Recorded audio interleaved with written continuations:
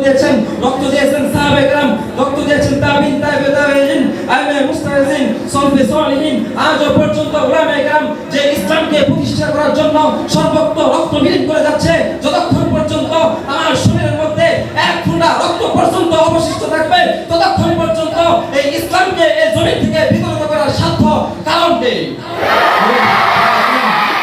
আমাদের জন্য সর্বপ্রথম কর্তব্য হচ্ছে আল্লাহ তাআলার সেই ফরজকে এবং রাসূলের আদর্শকে আমাদের জীবনে বাস্তবায়ন করা। তাছাড়া তাদের অন্যতম খ্রিস্টান প্রচারক মার্টিন তো বলেছিলেন, মুসলমান কোনো বিষয়ে সিরিয়াস আলাপে আগ্রহী নয়, তারা শুধু বুঝে টাকা পয়সা আর হুক্কা, এগুলো পেলেই তারা সন্তুষ্ট।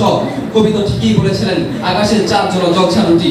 সুতরাং হাজরিন, একটি অভাবগ্রস্ত মানুষের নিকট কিছু উপকার উপস্থাপন করে যখন তাকে যেটা করতে বলা হয় সে সেটা করার জন্য প্রস্তুত হয়ে যায়, আর সেই সুযোগকে কাজে লাগিয়ে আজ খ্রিস্টান মিশনারিরা দেশের বিভিন্ন প্রান্তে, বিশেষ করে চট্টগ্রাম, সিলেট, ময়মনসিংহ আর পাহাড়ি অঞ্চলগুলোতে, মণিপুর, খাসিয়া ইত্যাদি অঞ্চলগুলোতে তারা ব্যাপকতার কাছে কাজ চালিয়ে জান্নাত হচ্ছে তরবারির ছায়া নিচে।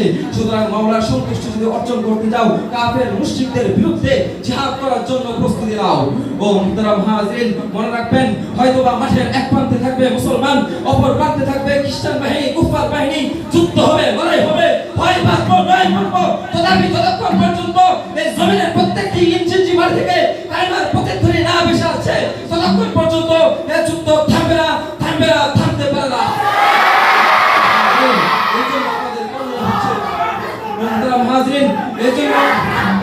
আমাদের করণীয় হচ্ছে আমাদের মুসলমান ভাইদের পাশে দাঁড়ানো, সুখে দুঃখে তাদের পাশে দাঁড়ানো, তাদেরকে সহযোগিতা করা, তাদেরকে কালেমার দাওয়াত দেওয়া। তাই তো পরিশেষে বলবো, এই জমিনের মধ্যে যদি কোনো ধর্ম থাকে সেটা থাকবে ইসলাম ধর্ম, যদি কোনো পতাকা থাকবে সেটা থাকবে কালেমার পতাকা, যদি কোনো প্রতিধ্বনি থাকবে সেটা থাকবে কালেমার প্রতিধ্বনি। লা ইয়াকুমুদ্দীনু ইল্লা বিল ইসলাম ওয়া লা ইউরাফিকুল আলামু ইল্লা আলামাল কালিমা ওয়া লাইসা সাওবুন ইল্লা সাওবুল কালিমা লা ইলাহা ইল্লাল্লাহ মুহাম্মাদুর রাসূলুল্লাহ সাল্লাল্লাহু আলাইহি ওয়াসাল্লাম সাল্লাল্লাহু আলাইহি ওয়াসাল্লাম সাল্লাল্লাহু আলাইহি ওয়াসাল্লাম ওয়া আখিরু দাওয়ানা আলহামদুলিল্লাহি রাব্বিল আলামিন।